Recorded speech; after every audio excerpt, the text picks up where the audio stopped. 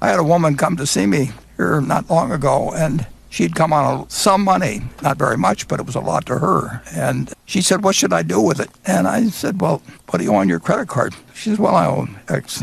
I said, well, what you should do, I don't know what interest rate she was paying. It was something like 18%. I said, I don't know how to make 18%. If I owed any money at 18%, the first thing I do with any money I had would be to pay it off. It's going to be way better than any investment idea I've got. And then later on in the conversation, she talked about her daughter, and her daughter had $1,000 or $2,000 or something. And she said, well, what should I do with the girl's money? And I said, have her lend it to you. I mean, if you're willing to pay 18% or whatever, she's not going to find a better deal. I'll lend you money. It doesn't make sense. You can't go through life borrowing money at those rates. The world is in love with credit cards. But I would suggest to anybody that the first thing they do in life is don't be paying even 12% to anybody. Pay that off if they're really a good credit